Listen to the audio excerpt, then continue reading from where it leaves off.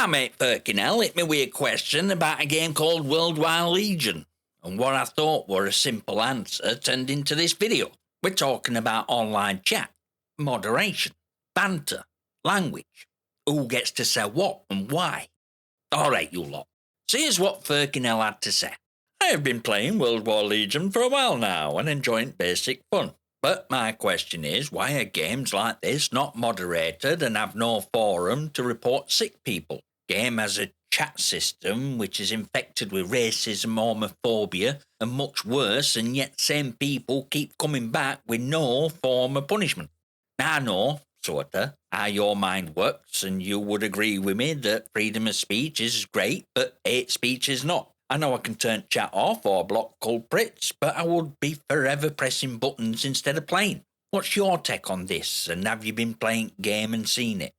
Now, I went and looked into it, and sure enough, there's a thread on Worldwide Legion's Steam forum with players saying exact same thing. Disgusting chat language, no moderation, same offenders coming back day after day. Then you look at numbers, and it starts to make sense why. Worldwide Legion is pulling a couple hundred concurrent players on Steam, and its all-time peak was 399. That's it. But Combat Master, same studio, same developer, Alpha Bravo Inc., running Season 5 with over 1,000 concurrent players and an all-time peak of over 7,000. So what's happened here is obvious. Studio launched Worldwide Legion, it didn't catch fire, and they've quietly abandoned it whilst keeping servers running because bandwidth is cheap and whatever microtransaction revenue trickles in from remaining whales covers costs. They claim on the store page they've got AAA grade network tech with dedicated regional servers. But at a couple hundred players globally, that's maybe 8 to 10 match instances running on auto-scaling cloud containers at any moment. We're talking probably a couple £100 a month in compute. They're not going to hire community moderators for a game that generates less traffic than Quiet Minecraft server. And look, from a business perspective, I get it. But what it means for players like Ferkinell is they're stuck in a digital sewer with no janitor. And every racist piece of shit knows there's nobody on the other end at report button. So they keep coming back because there's zero consequences. It's a quarantine zone. Now here's where it gets really interesting. Because you'd think answer is just to moderate it. Hire some people. Build a reporting system, ban offenders. Except we've already seen what happens when corporations try to do moderation at scale, and it's somehow even worse than doing naught at all. Let me introduce you to what's called Scunthorpe problem. And yeah, that's a real name, named after a real town in Lincolnshire. Back in 1996, AOL launched in UK and their profanity filter blocked every single resident of Scunthorpe from creating an account. Why? Because their automated system detected a 4-letter substring inside town's name and went, nope, that's offensive. Same filter blocked people from Penistone in South Yorkshire and Clitheroe in Lancashire. AOL's actual solution? They told people in Scunthorpe to register as Scunthorpe instead. I'm not making this up.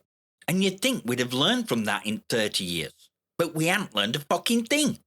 Dark Souls. A game about stabbing undead monsters in face with a great sword whilst wearing armour made of bones. Won't let you name your character Knight, because it detects a 3-letter substring and displays it to other players as K*******HT. You can name yourself something genuinely obscene using all caps and bypass it completely. But Knight? In a medieval fantasy game? Absolutely not.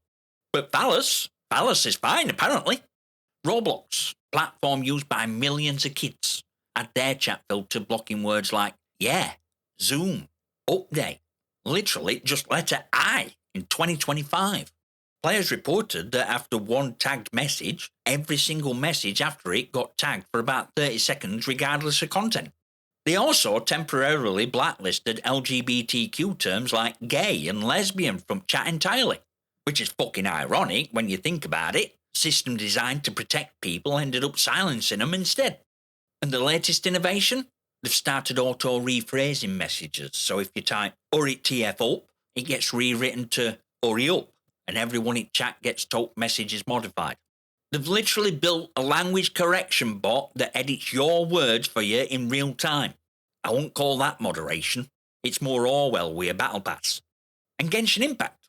a game made by Chinese studio MiYoYo. Straight up ban words Hong Kong and Taiwan from chat. Not slurs or threats, but names of real places. It's political censorship dressed up as community safety. So on one end, you've got World Wide Legion, where there's no moderation and racists run wild. On other end, you've got billion-dollar studios building broken algorithms that censor knight in a sword game and auto-rewrite your sentences like it's some kind of digital school teacher. And both extremes are symptoms of the exact same problem. Corporations refusing to invest in actual human community management because humans cost money and algorithms are cheap, even when those algorithms are demonstrably stupid. But what really gets me back up is there were a time when this wasn't a problem. There were a time when online gaming had moderation that actually worked. And it wasn't built by corporations. It was built by us, gamers. If you're old enough to remember Counter-Strike 1.6 or original Team Fortress or Unreal Tournament, you'll remember proper server browsers. You'd scroll through a list, find a server run by a clan or a community, and you'd join it. And those servers had admins, were real people, lads and lasses who volunteered their time to keep things civil. If you were having a laugh, taking piss, calling your mate a useless camping tosser, nobody batted an eye, because that's banter. That's gaming. But if someone started dropping slurs or being genuinely abusive, admin typed one command and you were gone. There were no algorithms, no AI rephrasing, no appeal process that takes 6 weeks. Just a human being with common sense going, yeah, that's not on, sling your hook. Now, sure, it weren't perfect, but it worked because those servers were small enough for people to develop actual relationships. You'd become a regular. People knew your name. There was social accountability because if you acted like a dickhead, word got around and nobody wanted you in their server. Banter thrived in that environment because there were a line and everyone understood where it was, and crossing it had immediate, visible, human consequences. Halo 2 lobbies were brutal. Some absolute savage trash talk. Post-game lobbies where people would stay for an hour just screaming at each other. And yeah, some of it crossed line, but most of it were creative, funny, competitive shit talking that made winning feel better and losing feel personal. There were an art to it. You'd stick someone with a plasma grenade and hit them with, you found me grenade. I was looking for that. That's funny. That's what gaming should be. But then matchmaking replaced server browsers. Corporate infrastructure replaced community infrastructure. And everything that made online gaming a community got stripped out and replaced with engagement metrics, automated queues, and profanity filters built by people who've never played a game in their lives. We didn't lose banter because people got too sensitive. We lost banter because corporations killed community servers to funnel everyone into a system they could monetize, and then realised they'd accidentally created a moderation problem they had no intention of solving. So they threw algorithms at it, broke everything. Now we've got a generation of players who think knight is a swear word and freedom of speech means screaming racial slurs with no consequences. And you can censor chats yourself. Valve already solved it. Steam's chat filtering gives every player control over what they see. 2 lists, one for profanity, one for slurs, and you toggle them yourself. You can add words, remove words, set different rules for mates versus strangers, and it carries across every game where developers have plugged into Steamworks API, which costs them absolutely naught to do. That's all it takes. Give players control over their own experience and trust them to make their own choices. Valve figured this out years ago. Nobody else bothered to copy their own work. Now granted, this isn't available to console players, but let's be honest, most console players are kids anyway, so keep them fully censored. Problem solved. And if you're an adult on console wondering why you're being treated like a child, well, maybe that's your side to join us on PC where you get to make your own decisions. But you know what? Let's talk about language. And this next bit is going to get real uncomfortable for some people. And I don't care, because it's specifically about this idea that certain words can only be said by certain people based on the skin colour or the sexuality or whatever other characteristic you want to pick. And I know this is where half of you are going to clutch your pearls and reach for that dislike button, but bear with me, because I'm not coming at this from where you think I am. I had this conversation recently, and someone tried to push back on me with, Well, context matters, and reclamation of slurs is a historical process, and you have to understand power dynamics. And look, I'm not thick. I understand all of that on an intellectual level. But here's my position, and I'll die on this hill. If a word is genuinely harmful, it's harmful coming from anyone's mouth, not just selected mouths based on melanin colour or who you sleep with. You can't simultaneously tell me a word is so devastating it must never be spoken and then carve out exceptions for who gets to use it. Because that exception is power. That's literally creating a hierarchy around language, which is exactly what you're claiming to be fighting against. A white person can't say it, but a person of colour can. A straight person can't say it, but a gay person can. No, you can't have one rule for one and not for other. That inconsistency is what causes resentment.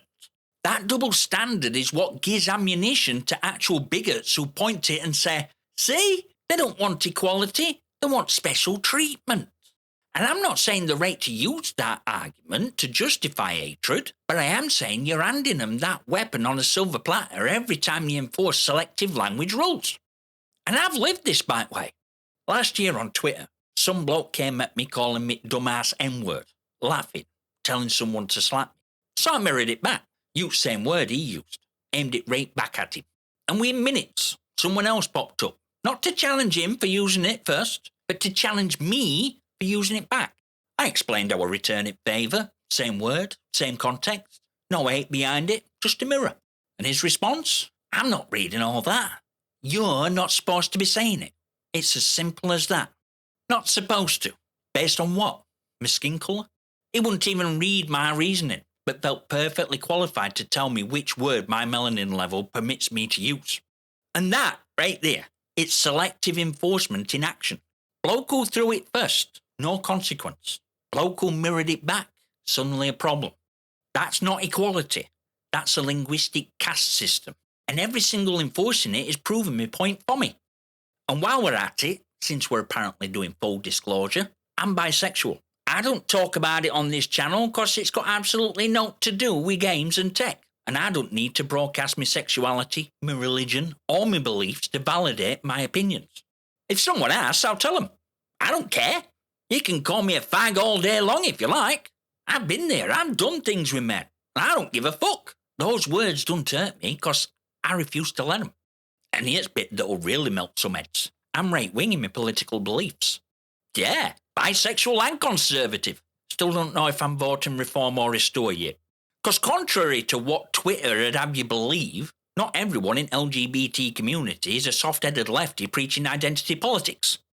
And I'll tell you something else. My grandfather were a Polish Jew who lost his entire family in concentration camps. Every single one of them. So when someone tries to lecture me about symbols of hatred and historical trauma, I'm not speaking from ignorance. I'm speaking from a bloodline that were nearly erased by actual fascism. Swastika were a Buddhist and Celtic symbol of peace for thousands of years before Nazis stole it. Using it as a symbol of peace ain't willful ignorance. It's refusing to hand permanent victory to bastards who co-opted it. It's saying, no, you don't get to own this forever. Because giving you that power is exactly what you wanted. Either a word is off limits for everyone, or it ain't, and we're all equal, or we're not. You don't get to pick and choose who equality applies to based on demographics, because that's not equality. That's just a different flavour of discrimination wearing a progressive t-shirt. And look, I'm not going to pretend I'm some kind of saint. I'm a fucking arsehole. I'm one of the biggest arseholes you'll ever meet. And I'll own that proudly. I make jokes behind closed doors that make your nan's eyes water. I have thoughts and opinions that polite society wouldn't approve of. But you know what? I'll still respect you. I don't care about your age, your race, your gender, who you love, what god you pray to, or what's between your fucking legs. Genuinely. Because being an arsehole and being a bigot are two completely different things. And too many people still can't tell the difference anymore. Some of us just want to play games, pay less tax, and be left fuck alone. And that's what all this comes down to. We've been sold false binary where you're either a woke scold demanding safe spaces and content warnings on everything, or you're a full-blown racist who thinks free speech means consequence-free cruelty. And apparently there's no middle ground where a reasonable person can enjoy brutal, savage, hilarious banter whilst also saying, "Oi, that's too far. Wind it in," when someone crosses from taking piss into genuine hatred. That middle ground is where most of us actually live. Most gamers aren't racist or fragile snowflakes who need an algorithm to rephrase the messages.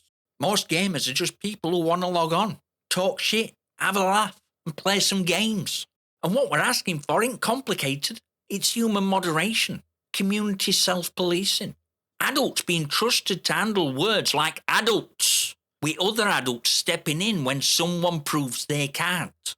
But that conversation can't happen because performative outrage culture has made it impossible to discuss language honestly without someone getting cancelled. And that shutdown of genuine dialogue is what actually feeds extremism. Every time you tell someone they're not allowed to even ask why rules are applied differently to different groups, you don't change their mind. You just push them down a rabbit hole where people with much worse answers are waiting for them. And those recruiters for actual hateful movements, they love selective language rules. They point at them and say, "See, they don't want fairness, they want control."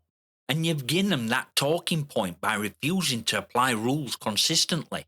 I'll say this clearly so nobody misrepresents me in some clipped 15-second TikTok. Hate speech is real, and it's vile.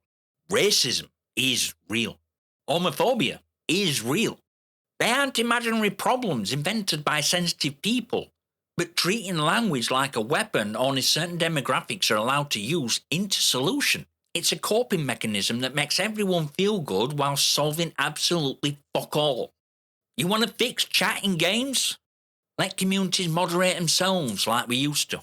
Build tools that empower players to create and manage spaces with their own standards, like server browsers used to. Stop trying to automate human judgment with algorithms that can't tell the difference between knight and a slur. And for fuck's sake, stop telling grown adults that certain words are too dangerous for their specific demographic to handle whilst being perfectly fine for another. Have your fun. Have your banter. Roast each other mercilessly. That's what gaming is. That's what community is. But when someone crosses that line, speak up. Don't wait for an algorithm or file a report into a void. Open your mouth and say, "That's not on."